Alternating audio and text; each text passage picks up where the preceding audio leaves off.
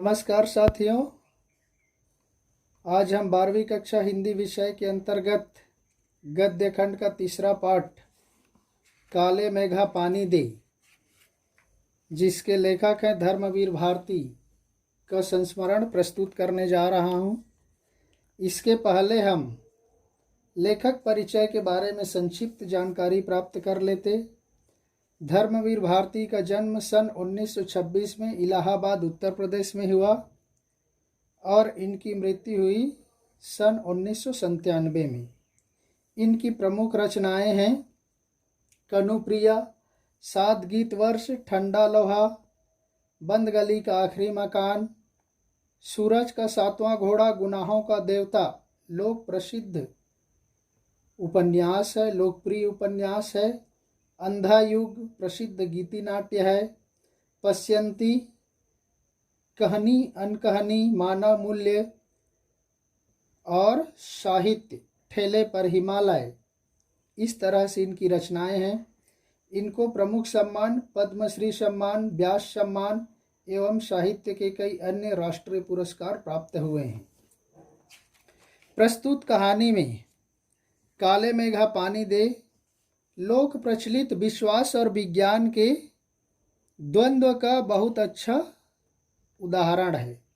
विज्ञान का अपना तर्क है, विश्वास का अपना सामर्थ्य है। इसमें कौन कितना सार्थक है, ये प्रश्न पढ़े लिखे समाज को उद्वेलित करता है।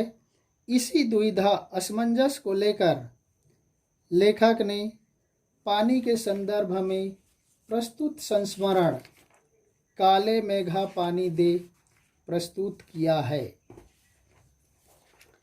तो इस तरह से साथियों, हम देखते हैं कि काले मेघा पानी दे, जब बरसात के महीने में, बरसात के दिनों में वर्षा नहीं होती, तब लोग वर्षा की प्रतीक्षा करते हैं।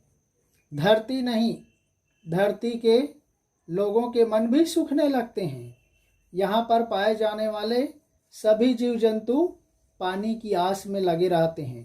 तब वर्षा नहीं होती, तब गांव के लोग अंधविश्वासों का सहारा लेते और गांव के नंग धड़ंग लंगोटीधारी किशोरों की एक टोली गंगा मैया की जय बोलते हुए गलियों में निकल पड़ते हैं। वे घर घर जाकर के आवाज लगाते हैं, पानी दे मैया, इंदर से ना आई है।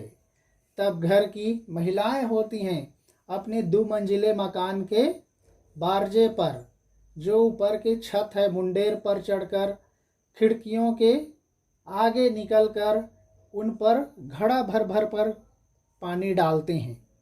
ये बच्चे उसी पानी में नहाते, भीगते और गीली मिट्टी में लौटते हैं, जैसे चित्र में दिखाया गया है। देखो, वे कहने लगते हैं, काले मेघा पानी दे, गगरी फूटी बैल पियासा, पानी दे गुड़धानी दे, काले मेघा पानी दे। ये इस तरह से गीत गाते हुए छोटे छोटे बच्चे इंदर सेना के रूप में लोगों के मन को एक तरह से मोहित करते हैं। हैरानी की बात यह है कि जब गर्मी के मारे सारे लोग जल भून रहे होते हैं, कुएं तक सूखने लगते हैं, खेतों की मिट्टी सूखकर पत्थर हो जाती है, पशु पक्षी प्यास से तड़पने लगते हैं, आकाश में बादलों का कोई चिन्ह तक नहीं होता, तब लोग पूजा पाठ, कथा विधान भी करके हार जाते। उसके बाद गांव की इंदर सेना कीचड़ में लथपथ होकर मेघों को पुकारते हुए निकलती हैं। लेखक भी इन्हीं आयु का है, इन्हीं किशोरों के समान भी उनकी वयस थी, लेकिन वह इस इंदर सभा को मेढक मंडली कहकर इसका विरोध करता था, क्योंकि लेखक आर्य समाज का मेंबर था, आर्य समाजी परिवार था लेखक का, और वह कुमार सुधार सभा का उपमंत्री भी था। इसलिए वह अनेक प्रकार के जो समाज में प्रचलित अंधविश्वास है, कुरीतियां हैं, प्रथाएं हैं, उनका घोर विरोध करता था। उसे समझ नहीं आता था कि जब पानी का पहले ही इतना अभाव है, तो कठिनाई से लाए गए घर में रखे हुए पानी को बेकार क्यों बहाया जाता है? अगर यह सेना इंद्र की है तो सीधे इंद्र देवता से पानी क्यों नहीं मांग लेते? ऐसे ढोंगियों के कारण ही हम भारतीय अंग्रेजों से पिछड़ गए हैं और हम उनके गुलाम बन गए हैं, ऐसा लेखक का मानना था। लेकिन लेखक की समस्या यही समाप्त नहीं होती। उसे सबसे अधिक श्रद्धा अपनी जीजी पर थी।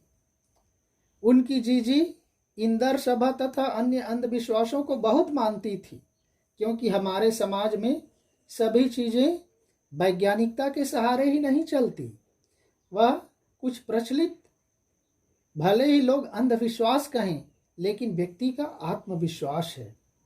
इस प्रकार की वह पूजा पाठ करती तो सारे अनुष्ठान लेखक के हाथों से ही करवाती। वह चाहती थी कि इस पूजा पाठ का फल लेखक को पूरी तरह से मिले। इसलिए जीजी ने इंदर सभा पर पानी फिकवाने का काम भी लेखक से ही करवाता था। भले ही लेखक उसका विरोध करता था, लेकिन उसकी जीजी की प्रसन्नता के लिए वो सब उनको करना पड़ता था। लेखक ने इस गंदी मेढक मंडली पर पानी फेंकने से इनकार कर दिया। जीजी ने अपने बूढ़े और कांपते हाथों से बाल्टी की पानी फेंकी। लेखक जीजी से न तो बोला और न ही उसके हाथों से लड्डू ठुमरी खाई। तब भी जीजी ने उसे गोद में लेकर ये बातें समझाई कि देखो, वह कहने लगे, तर्क देकर कहने लगे कि अगर हम इंद्र भगवान को पानी नहीं देंगे तो वे हमें पानी कैसे देंगे? लेखक ने तर्क दिया, यह सब अंधविश्वास है, ढोंग है। तब जीजी ने फिर से तर्क दिया, यह पानी की बर्बादी नहीं है, यह एक तरह से इंद्र देवता को अर्घ्य देना है। मनुष्य दान में कुछ देगा तभी ना वो वापस पाएगा, नहीं देगा तो पाएगा कैसे? ऋषि मुनियों ने भी दान और त्याग की महिमा का बखान किया है। वह उनकी जीजी कहती हैं, त्याग वह नहीं है जो आपके पास लाखों करोड़ों रुपया है और उसमें से 2-4 रुपये दे दें, वो दान नहीं होता। असली त्याग, असली दान तो वह है जो चीज़ तुम्हारे पास कम है या नहीं है, उसको ला करके उसको देना। ये लोक कल्याण के लिए दिया जाता है, ऐसे ही दान का फल मिलता है। ऐसा लेखक की जीजी ने लेखक को समझाया। लेखक जीजी के तर्कों के सामने बिल्कुल शांत हो गया, चुप हो गया। फिर भी वह अपनी जीत पर अड़ा रहा। फिर उसकी जीजी ने कहा, देखो, किसान भी 30-40 मन गेहूं या धान उगाने के लिए पहले 5-6 सेर गेहूं अपनी खेत में बोता है। फिर उसी तरह सूखे में पानी फेंकना भी पानी की बुआई की जैसा ही है। जैसे किसान पहले बीज डालता है, बाद में उससे कई गुना उसको फसल मिलता है, सेम उसी प्रकार से हम यह पानी गली में बोएंगे तो बादलों की फसलें आ जाएंगी। पहले खुद कुछ दो, तभी देवता उसे चौगुना करके लौटाएंगे। यहाँ पर राजा तथा प्रजा की बात सच नहीं, यहाँ तो यह है कि यथा प्रजा तथा राजा वाली बात है। इस तरह से गांधी जी ने भी इसी बात का समर्थन करते हैं। लेखक की टिप्पणी से उसकी जीजी नहीं मानती थी और उसकी जीजी लेखक को तर्क देकर इन उदाहरणों के माध्यम से समझाने का प्रयास करती थी। इस घटना को गुजरे हुए लगभग 50 साल हो गए। अब उसके मन में बार बार ये प्रश्न आता है कि हम लोग देश के लिए करते क्या हैं? हम मांगें तो बड़ी बड़ी करते हैं, लेकिन उसमें हमारे तरफ से त्याग क्या होता है? त्याग का कोई नामो निशान नहीं होता। हम भ्रष्टाचार की बात कर तो करेंगे, लेकिन स्वयं उसमें लिप्त रहेंगे। काले मेघा पानी बरसाते हैं, पर वह गगरी फूटी की फूटी रह जाती है। बैल जीव जंतु प्यासे के प्यासे रह जाते हैं। जाने यह कब दशा कब बदलेगी। अर्थात आज के सामाजिक परिवेश में भ्रष्टाचार और अव्यवस्था के प्रति लेखक का संकेत है, इशारा है। तो इस तरह से प्रस्तुत पाठ में लेखक ने सामाजिक अंधविश्वास या कहें सामाजिक विश्वास का और आज के विज्ञान का सुंदर तर्क उदाहरण के माध्यम से लेखक ने प्रस्तुत किया है। तो ये रहा आपका इस पाठ का सारांश।